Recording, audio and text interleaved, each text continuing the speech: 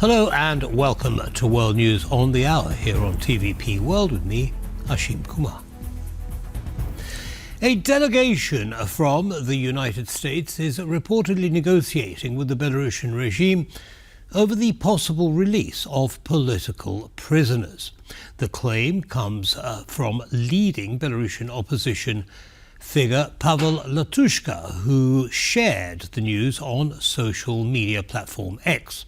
Our correspondent, Kazimierz Wysiak, is at the Polish-Belarusian border and has more. We are here at one of the border crossings between Poland and Belarus, eagerly awaiting for any news on the potential release of political prisoners. According to Pavel Latushko, one of the leading Belarusian oppositionists in exile, a US delegation recently arrived in Minsk for negotiations on the potential release of political prisoners. A number of sources report that an American delegation led by John Cole, President Donald Trump's special envoy, is in Minsk, awaiting confirmation and news regarding the release of the regime's hostages. If Lukashenko wants a deal with President Trump, then he must continue to release and ultimately free all political prisoners and put an end to all repression. Since September the 11th, the dictator has released 4 times fewer political prisoners than the number of new people who have been designated as political prisoners. Previously, whenever there was a large group of political prisoners released from the Belarusian regime of Alexander Lukashenko, a US delegation was involved, putting diplomatic pressure on Minsk. Currently, there are more than 1,300 political prisoners being kept behind bars in the authoritarian country. And many of them are Poles. Everyone here in Poland is eagerly awaiting for the release of Andrzej Poczobut, one of the leading opposition activists in Belarus, a leader of the Union of Poles. He has been behind bars for more than 3 years now, being kept indefinitely by the Belarusian regime, which is repressing heavily any sort of political dissidents, any sort of democratic movements. So we are here at the border crossing waiting for the potential prisoners arriving here, but so far these are only unconfirmed, unofficial reports. From the Polish-Belarusian border, Kazimierz Wysiak, TVP World. Of course, we'll keep you informed if any news breaks in the meanwhile. The European Union is set to impose an indefinite freeze on Russian central bank assets held across Europe, a key move that could eventually allow the funds to support Ukraine's defence. EU governments are expected to approve the plan on Friday, locking down about 210 billion euros in Russian sovereign assets under a new system meant to avoid economic disruption. The change replaces the current 6-month renewal process, preventing countries such as Hungary or Slovakia from blocking extensions and forcing the assets to be returned to Russia. Using frozen Russian assets to benefit Ukraine was one of the topics of Thursday's video call of the Coalition of the Willing. The group believes that the assets, worth some 210 billion euro, could significantly help Ukraine defend itself against the Russian onslaught and boost Kyiv's position in peace negotiations. Without the European money or without the European financial guarantees, Ukraine would not be able to survive financially because the IMF is not prepared to lend money to Ukraine without the European guarantees. Ukrainian budget runs a huge deficit, and we are not even mentioning the needs of the army. So the bottom line is this money is vital for Ukraine. Belgium, where most of the frozen Russian assets are held, is a staunch critic of this idea, saying the country bears too much responsibility. On Friday, Belgian Prime Minister Bart de Wever is travelling to London to meet with his British counterpart Keir Starmer. Keir Starmer can say, look, Bart, you say you want solidarity, you want there to be safety in numbers, and we're with you. We're going to do the same thing.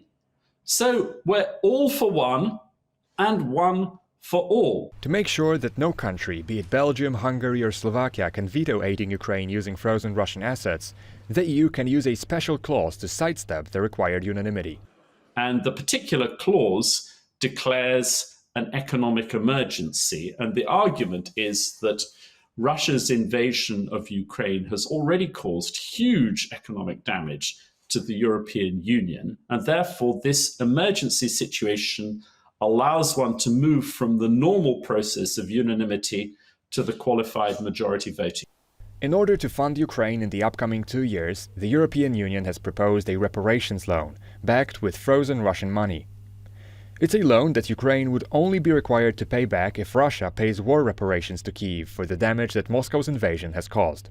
The Kremlin has criticized the plan, and Russia's central bank has already sued the depository Euroclear over the frozen assets scheme.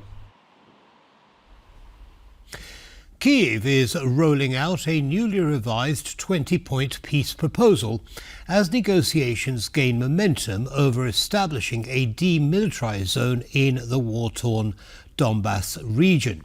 President Volodymyr Zelenskyy says the plan, introduced amid strong US pressure, could eventually transform sections of the front line into a free economic zone, provided key security guarantees are in place. It's battle-scarred landscapes like this, Pokrovsk in the eastern Donbas region, defended by Ukrainian troops against Russia's meat grinder war machine, that have emerged as a focus of talks to end the war. Kyiv has submitted a revised 20-point plan to the United States following discussions with key European partners. Volodymyr Zelenskyy says the US is pushing Ukraine to withdraw its troops from the Donbas and create a demilitarized, free economic zone in parts of the region that Kyiv currently controls. Analysts highlight the refocus of US priorities in the recent national security strategy make it difficult to assess where the talks will go. Kyiv is in a position where they have to navigate their relations with the Trump administration. They certainly don't want to be perceived in Washington and by Trump in particular as an obstacle to peace. But on the other hand, the Trump administration just released its national security strategy. It talked about trying to reestablish what it called strategic stability with Russia, but it doesn't seem to recognize that strategic stability with Russia is going to require strength in order to deter Russia. So it's really unclear where Trump is going to end up going with this. Ukraine is seeking NATO Article 5 style collective defence commitments from Western partners. Experts say the success of creating a demilitarized zone would depend on US involvement in security guarantees for Ukraine. The only country that could actually provide a Article 5 type guarantees, the US. The EU currently doesn't have the capacity to deliver the same amount of deterrence as the US is. Trump previously told Zelenskyy the US would help with security guarantees, but little is known beyond that. European leaders offering support to Kyiv are due to meet again this weekend. Zelenskyy said on Thursday any transfer of territory would need to be ratified by elections or a referendum. Hungary and Slovakia have long been viewed as the European Union's awkward squad, marked by democratic backsliding and pro-Russian tendencies. The election of a new Czech government that includes far-right pro-Moscow elements has fueled concerns that the group may be expanding. Seeking to ease those worries, newly appointed Czech Prime Minister Andrej Babiš travelled to Brussels yesterday for talks with European Commission President Ursula von der Leyen and European Council President Antonio Costa. Joining us now, live from Prague, is our correspondent Andrew Sweeney. Andrew, welcome and thanks for joining us. What has Babiš said about his visit to Brussels? Well, one of the really interesting things is he's really focused in, on what's called the Safe Loan Programme. That's a fund set up by the EU for member states to borrow money so they can spend it on defence supplies. For example, the Czech Republic, under the previous administration of Petr Fiala, borrowed up to nearly 3 billion euros to spend on tanks, armoured personnel carriers and infrastructure upgrades. And Babiš said, why aren't we doing this in our new government? I mean, he was very positive about this idea, which surprised some opposition MPs here. And he pointed out that Poland, the largest recipient from this fund, has received nearly 44 billion euros. So it's quite interesting, given that his incoming government is pledged not to raise military spending over 2%, far short of the 5% that Donald Trump wants. Another point as well, he didn't just meet with von der Leyen and Costa, he met with the Belgian Prime Minister while in Brussels, where reportedly De Wever described his concerns about the use of frozen Russian assets as far as financial aid for Ukraine. Babiš hasn't taken a specific public stance on that yet, but he said he heard the Belgian Prime Minister's concerns out. So we've got to remember that Babiš has a reputation for being very pragmatic. He's a businessman. He wants to get things done, as it were. So when he came out of those meetings, he said, and he denied reports he'd be joining the so-called awkward squad. He didn't go into specifics, of course, but he alluded to Hungary and Slovakia and denied those reports and said instead that he'd be working closely with all the members of the EU bloc.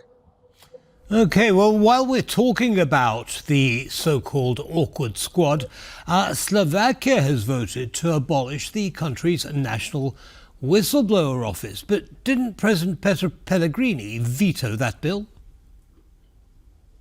That's correct. He did veto it, but in Slovakia, a veto by the president is only suspensive in that the bill is then sent back to the parliament and they vote on it again if they so choose, and the government had a majority, so it passed.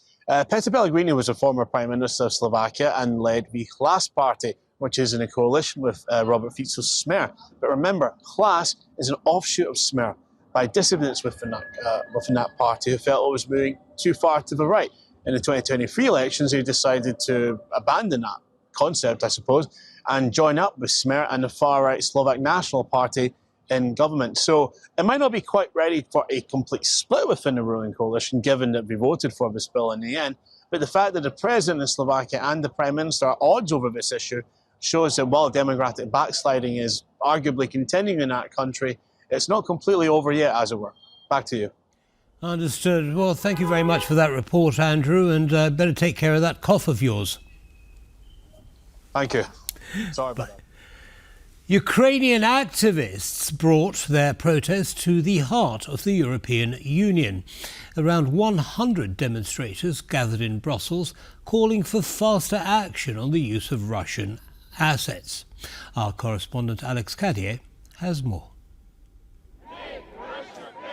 Well, a simple message from these protesters between the European Commission and the European Council. In a week's time, European leaders will be here in crunch talks to decide whether or not Belgium will relent in releasing those Russian frozen assets to fund that reparations loan to finance Ukraine over the next few years. The accusation here, this man, Bart de Wever, the Belgian Prime Minister, is holding blood money in his country.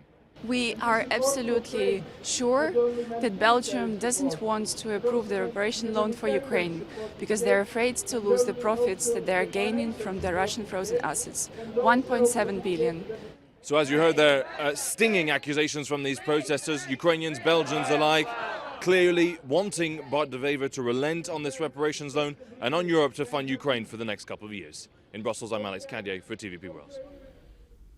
Romania's justice system is facing public scrutiny after an investigative documentary accused senior figures of political interference inside the courts. Protests have broken out in several cities, with judges themselves breaking ranks to demand accountability, resignations at the top, and an end to practices which critics say allow corruption cases to quietly expire. It was a difficult year. We also started to feel the austerity, and considering the latest images, I'm outraged that I am affected by austerity and people with a lot of power get away with it. It seems to me that we should ask ourselves why we don't take to the streets in this country. It's absurd the point we've reached.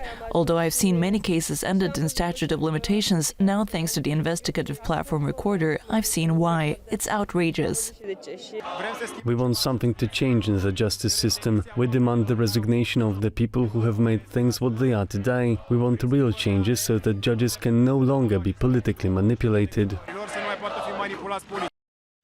And that brings us to the end of this news bulletin. But